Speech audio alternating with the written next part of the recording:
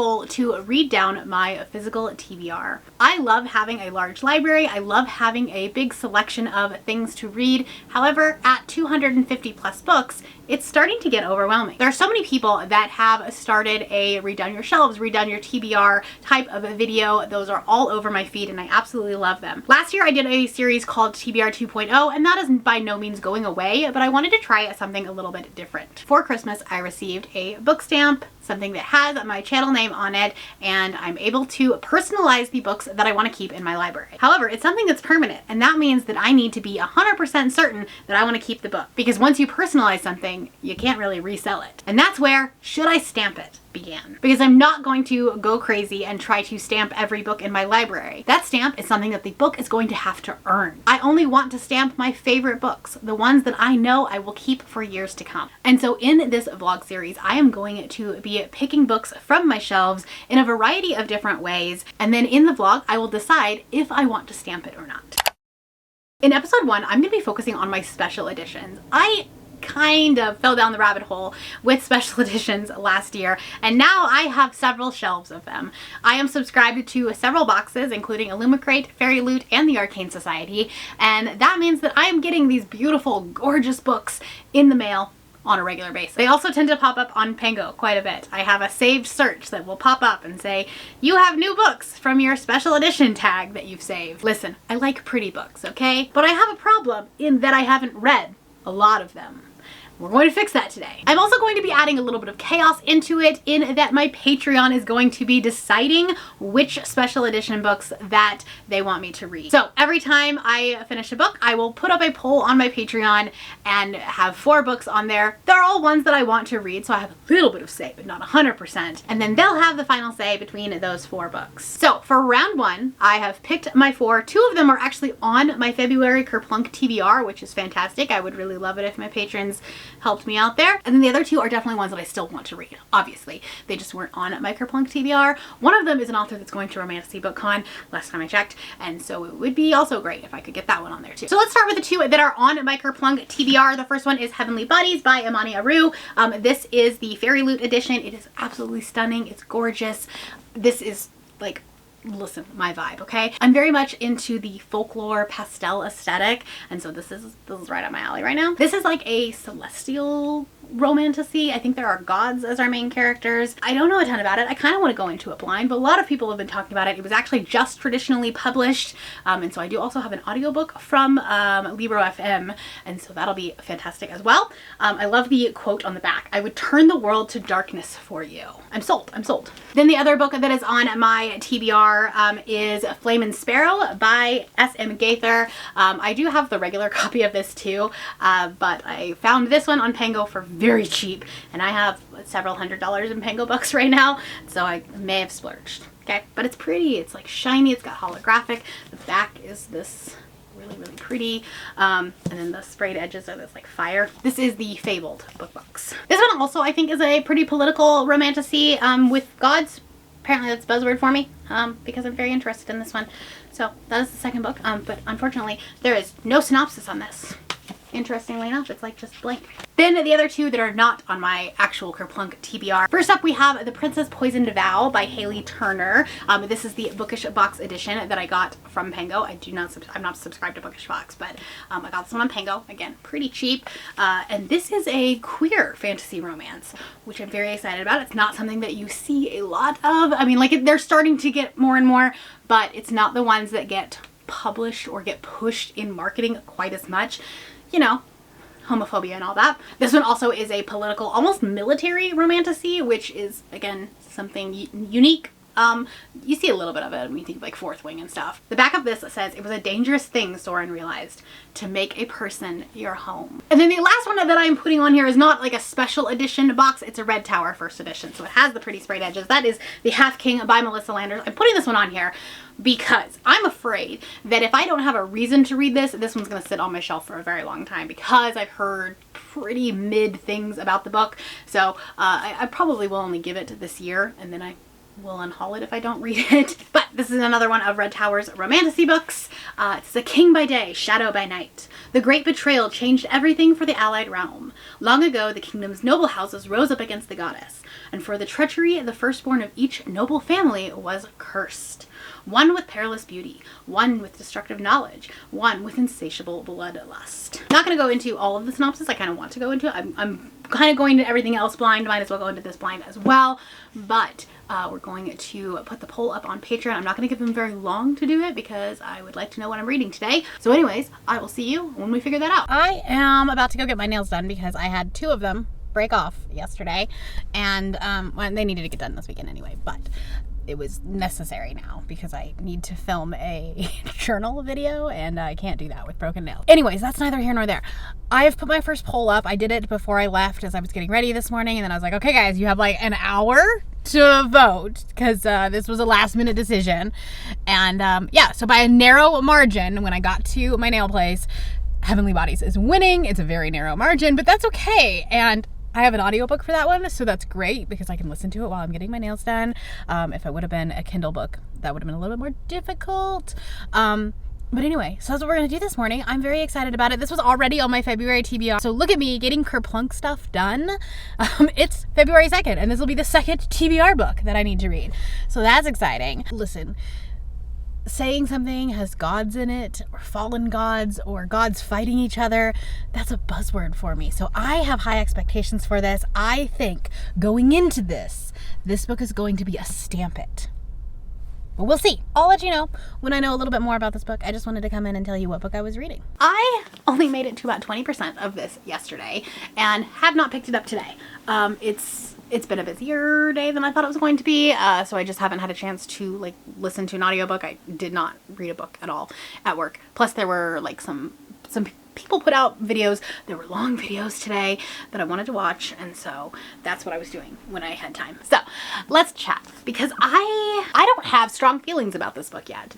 And maybe it is just because I'm still so early on and we're still trying to like set up the world, and I think it's intriguing, but at the same time I am not hooked. And I've read a lot of romantasy over the past month or 2, and there have been times where I am just immediately hooked into the story. I'm immediately drawn in. And this one, the characters just feel like they are holding me at arm's length at this point, and I couldn't really tell you what's going on. And I don't know why that is. And I thought, okay, maybe it's the audiobook. And so I tried physically reading it last night, and that didn't work either. So I don't know what's going on. I don't know. So anyways, I don't have any thoughts about this book, and that's sad because I really want to love this book. I'm only on chapter 11, which is actually only 83 pages in. I'm using my new Patreon bookmark that is going out to my patrons this month. So I just give you a little snippet, a little sneak peek. My top tier patrons always get a bookmark every single month. And so they just got delivered today so that I can like send them out. They're a little bit late, it's fine. But anyway, I was like, oh, I'm gonna snag one and put it in the book today because it kind of matches, right? I mean, it's more pink than purple, but it kind of matches. Anyways, that's neither here nor there. It's only 83 pages in, so like I have a ways to go. This is over a 500-page book, so there's definitely like the ability for me to still like fall into the story, enjoy it more. But right now at 20%, I'm just like, it's fine.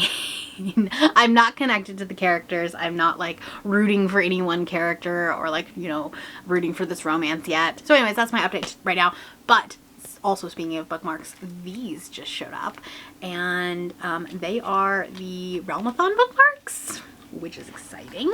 These are absolutely gorgeous. I saw pictures of them a couple months ago, and then I've just been like patiently waiting for this package, and they showed up, and oh my gosh, they're so pretty.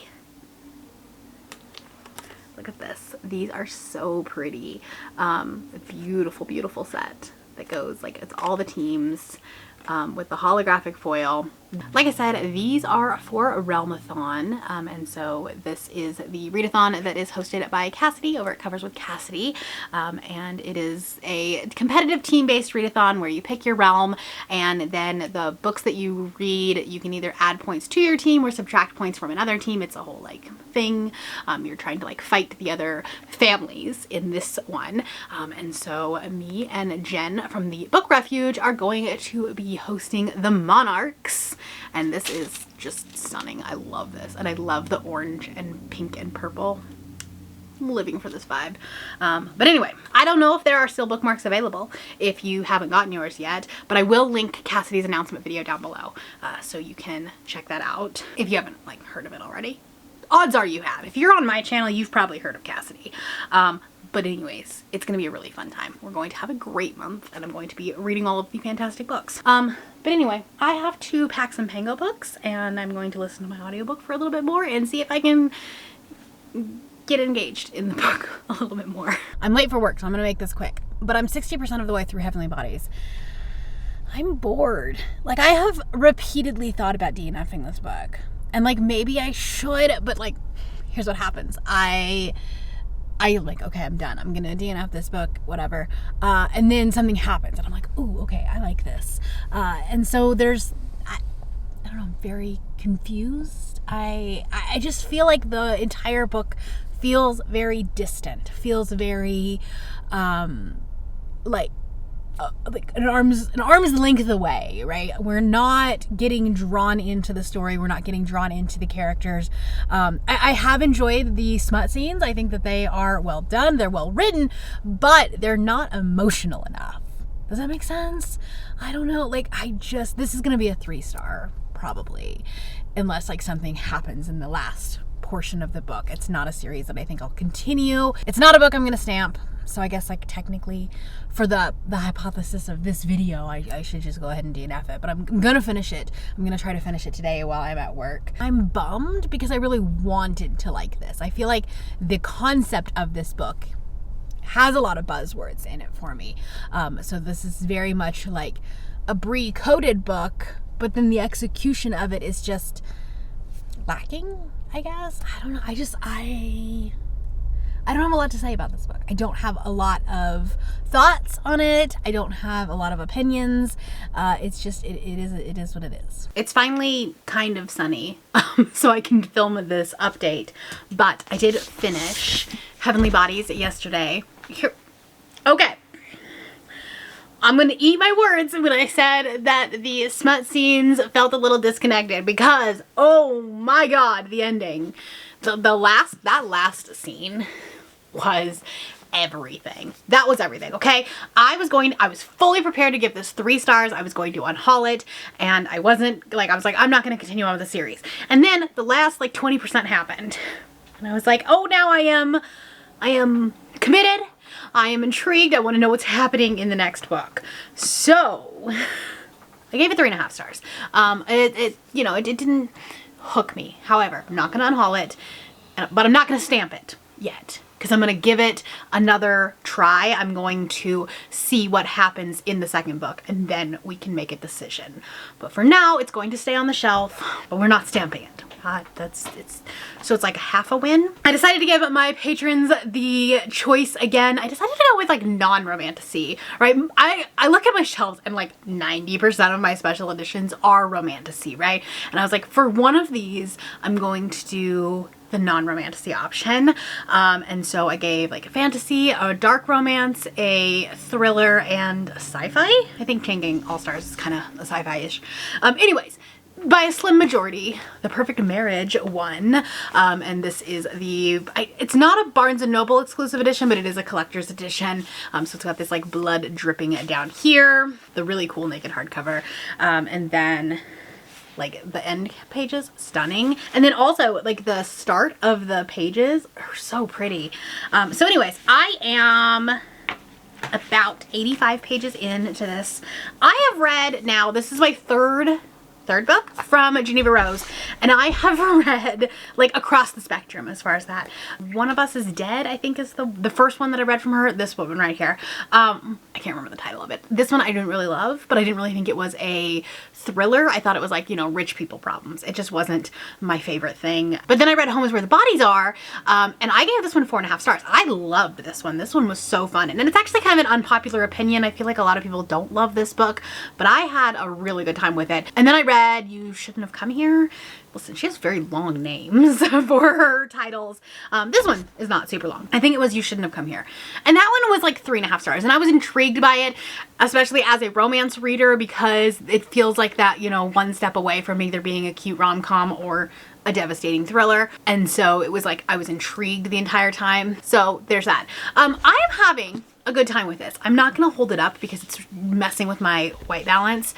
I am dealing with terrible lighting. It's like going in and out of being like super rainy and then sun and then rain and then sun. So I can't even like film normal stuff today, which kind of sucks because I cannot get my lights to stay the same, as you can see in this clip. Anyway, I am enjoying it. I'm having a good time. It's going back and forth between the wife and then the husband, who is accused of murdering his mistress. So the wife is the lawyer, and she is trying to defend her husband, who's accused of murdering his mistress that he cheated on his wife with. It's a whole big messy thing.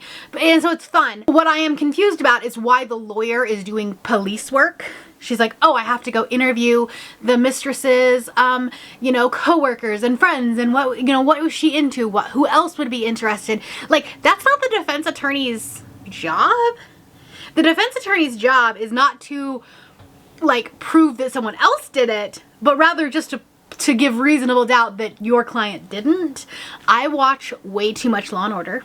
We are currently like binging through the Chicagoverse, and a lot of times there is crossovers with Law and Order SVU. Plus, I have been a long-time viewer of Law and Order SVU. I love that show, and so I know my way around a televised courtroom, not a real one.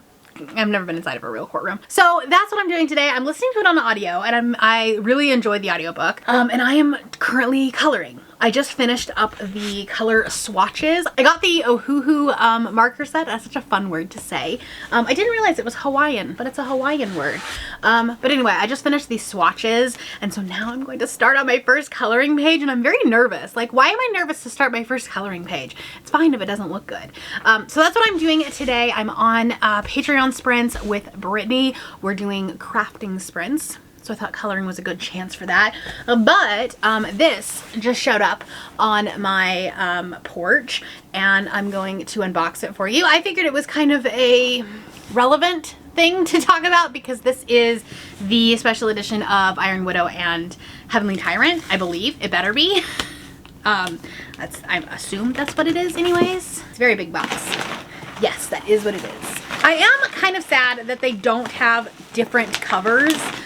They're the same cover. So likely I will end up just getting rid of my standard edition because this one has like the sprayed edges. I will say Illumicrate is not doing as great lately with like the covers. They haven't been like very different from the original cover, which is kind of sad, disappointing to say the least. The Afterlight is still really good, and the Evernight, I don't have Evernight, but the horror one, from what I've seen, is also done really well. But Illumicrate is just like fine. But anyways, here they are. They are gorgeous. So we have Iron Widow and Heavenly Tyrant. So they're the exact same covers, but they do have this beautiful sprayed edges. Gorgeous. Let's see what the insides look like. Ooh. Okay, so that is the naked hardcover of Iron Widow. And then I guess it's a reverse. It's not really a dust jacket, but it's like art on the inside of the dust jacket. And then here are our end pages. Okay, different end page for the back. I like it when they do that. Gorgeous. It has been so long since I have read this book, and I loved it when I read it, but I will have to reread it before I go into Heavenly Tyrant, which is kind of a bummer. So anyways, this is gorgeous, stunning. So that is the end pages for that. Gorgeous. And then the art for this one. Do I know what any of these scenes are? No, because it's been way too long since I've read them. But anyway, that is my little unboxing for now. I have 15 minutes left of the sprint, so I'm going to probably pick my first coloring page and continue reading. Hi, it's very dark. But I think it's gonna snow or rain, or like we're right on that verge of freezing. And so I'm like, I'm not sure if it's gonna be rain or snow. So it's dark, even though it's 3 o'clock in the afternoon. But I wanted to touch base with you. I finished The Perfect Marriage yesterday, and I am giving it 4.5 stars. And you're like, wait a minute, Brie, you weren't loving this book when you first started it? The last time we talked, you weren't loving it. And to that, I will say, yes, you do have to suspend your disbelief when you are reading this book. Okay, you do. It's not realistic in terms of like, you know, the justice system or police, or at least like what I know from media. Is that realistic? No, who knows? The thing is that when you get to the end, you're like, oh, that's why we're suspending our disbelief. This book is for the Frida McFadden fans, okay? For a while, I thought maybe I was reading a Frida book, because that's what this feels like. It's so out there. It's so ridiculous. And I think I figured it out like maybe a few minutes before it was actually revealed, because she was starting to spoon feed us a little bit. But I did not have the plot twist like in my head as we were going through the beginning of this book. So yeah, 4.5 stars. I'm gonna keep this and I'm gonna stamp it.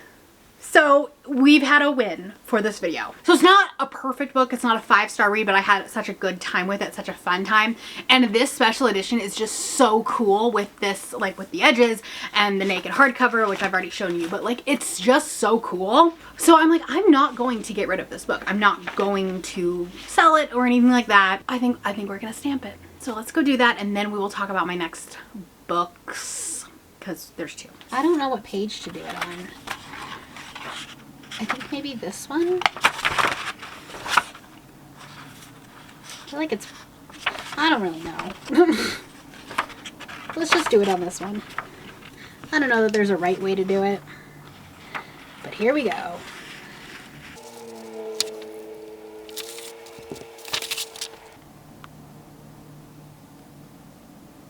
Okay, so I did put a poll up last night or yesterday at some point with my next 4 books for Patreon, and the winner, it scared me a little bit because Claire was like, I don't want you to read Half-Blood, but this one was the overwhelming favorite.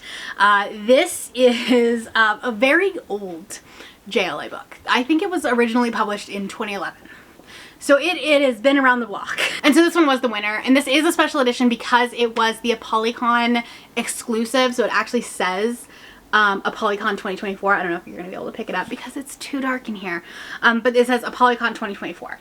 And so this has like a special place in my heart, in my collection, because it's like a souvenir, right? It's like when you go to Disneyland and you get a souvenir.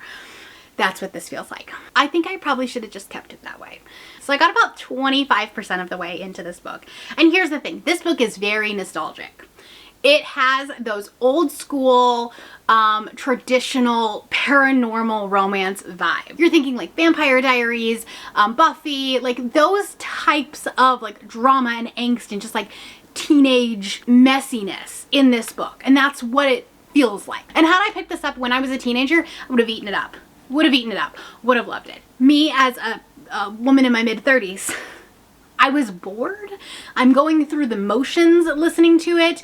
And even though it was a short audio, I was just like, I don't want to pick it up today. I could have finished this entire book today, and I just didn't want to. And because we're not doing that to ourselves in 2025, I decided I'm going to DNF it. However, I am going to keep this book for now because of the like nostalgia factor of it and the like souvenir aspect of this. So I'm going to be taking it off of my TBR. I'm going to be technically DNFing it, but I do think I'm still going to keep the physical copy for now. We'll see what happens. So I'm not gonna stamp this one. And so because it was a very quick turnaround, and because I did it while I was at work and I didn't have my books in front of me, I decided that I'm just going to pick the second winner for the last poll, and it was kind of perfect because I have not read a romance book this year yet, like a contemporary romance. It is February 7th today, and I have not read a contemporary romance book, which feels weird. But the second place winner was The Prospects by K.T. Hoffman, and this is the Afterlight exclusive edition. The original cover looks like this, so it's very different, and I love this cover. It's very old school baseball. It like kind of looks kind of like it's a playing card type thing. I don't know, it's just very old school, and I kind of love it. Here is the end cover, the end papers. It's so pretty. And this is about a trans main character who is a baseball player. I've read 2 chapters of it. Currently he is in the minor leagues. He's in like the AAA team, and so it's going to have like a little bit of a rivals to lovers romance in it, where his nemesis is traded to his team, and I'm assuming that there's going to be some sparks that are flying and some shenanigans. And I love a good sports romance. It is like about to be Super Bowl weekend, and I know it's a different sport, okay? I am aware of that. But just the idea of a professional sports romance is just kind of what I need right now. I want something light and fluffy going into the weekend. It's Friday afternoon, and so I'm going to read this evening. I am going to do some coloring tonight. I'm very excited about it. I have definitely fallen down the rabbit hole of coloring and like the oohoo markers and all that stuff. Let me show you what I've done. So this was the first one that I did. This cute little bunny rabbit as he was gardening. It's just been really fun to do like different types of textures and stuff. These are alcohol-based markers, and so there's a lot of ink on each page, and so the ability to like do these different patterns and the like texture that looks like fur, it's been a lot of fun. So this is the book that I did first. This one's definitely a little bit more basic, so like there's much bigger spaces and not as much detail in it. And then last night we did some Patreon sprints, and we all have the same coloring book, and so we all decided to do the same page. That was this one right here. It's the Dee Dee Plum's Fluffy Times Volume 2, and it's just like, it's just fun and cute. And so we did the little bookshop one, and it's adorable. So it was fun because all 4 of us did the same page, and so we all had we all like did it very differently, and so that was kind of fun to do. So it's just very relaxing. It's nice to listen to an audiobook while I'm doing this. So that's what we're going to do tonight. I was able to get the audiobook for The Prospects from the Queer Liberation Library, which is a national library that houses a bunch of queer books, and you can get it like no matter where you live. It might have to be in the States, I'm not sure. I'll leave all the information down below, but it's a really great resource because, so being in Utah, being in Salt Lake, you don't have a ton of queer books in libraries, which is why I have a large library. Well, one of the reasons. Also, I just love buying books. But anyways, the Salt Lake Library and the surrounding counties specifically, Salt Lake's a little bit better than the other surrounding counties, but I don't live in Salt Lake County, so it's a whole thing, right? They don't have a great queer book selection. So this Queer Liberation Library is a great resource. So I will leave the information down below if you're interested in it, or if you also have a terrible library system that you can't get queer books from. Check it out down below. Anyway, so I was able to get the audiobook from there. I'm on chapter 3, so not very far in. I just listened to it on my way home today, but not gonna lie, I ended up having to turn it off because it was raining so hard on the way home, and I was like, I need to focus on driving. So yeah, didn't actually listen to much of it. But anyways, that's the plan for the evening. Let's go get cozy, get comfy, and ride out this rain, snow, storm, whatever we're gonna have this weekend. I am a little over 50% of the way through The Prospects. I got just past the 50% mark last night, so then I thought I would come in and talk to you. Okay, I do not want this to come across as I don't like the book, because I think that this book is doing a lot of important things, right? There is so much representation in this book. It is literally minor league baseballs. He's not in the majors yet, but he's the first trans professional baseball player, and that's obviously history.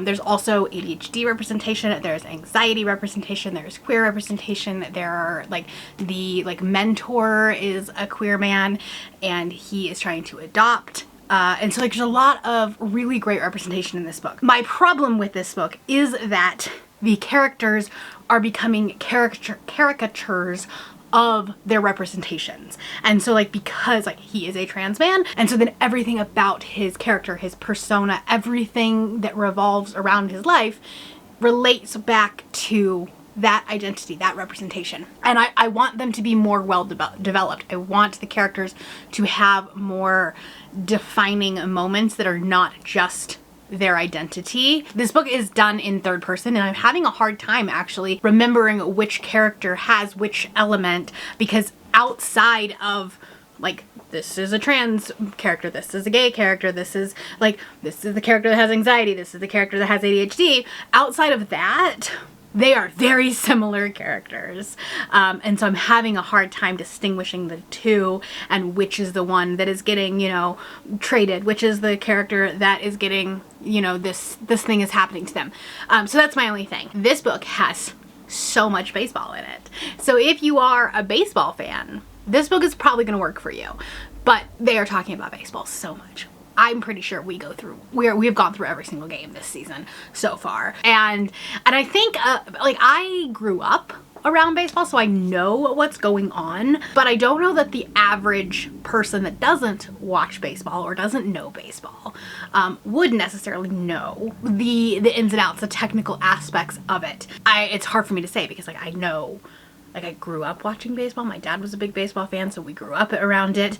It's not my sport of choice now, but I know what's going on during a game. And there's a fine line, obviously, when an author writes a sports romance, to be able to explain the sport enough so that the people that don't follow the sport will still understand the romance, but then also not dumb it down to the point where people that actually watch baseball, watch the sport, follow the sport, where they would be bored. So I get it, there's a very fine line. And this is a debut author, so like, I feel like I'm nitpicking things.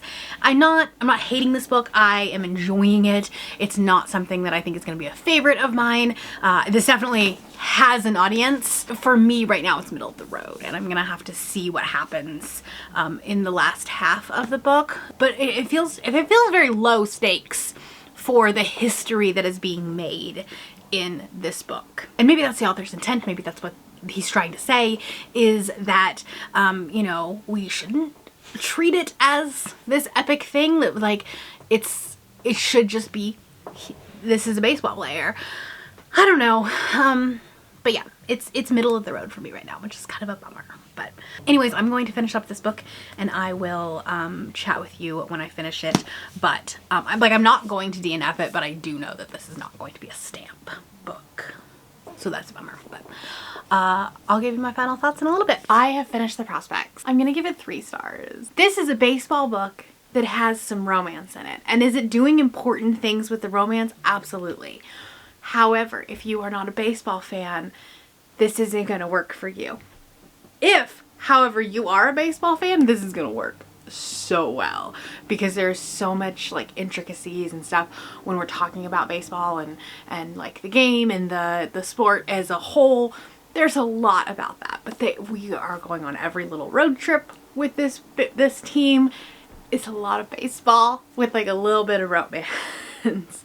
I will say, I was kind of impressed with the stakes were low, and not in terms of like, you know, obviously there's a lot of like social commentary that, you know, is high stakes and high tension, and maybe that's where the author was like trying to focus the tension, but the actual relationship felt like it wasn't the end of the world. The third act conflict made sense for the characters, for the story, and so I appreciate that, because I hate it when a contemporary romance has a third act conflict that's like, if you two would just talk, we wouldn't be in this mess, and then you try to have this grand gesture and stuff like that. No, like the makeup was like very cute and sweet, and I appreciate that. So anyway, it is 3 stars though.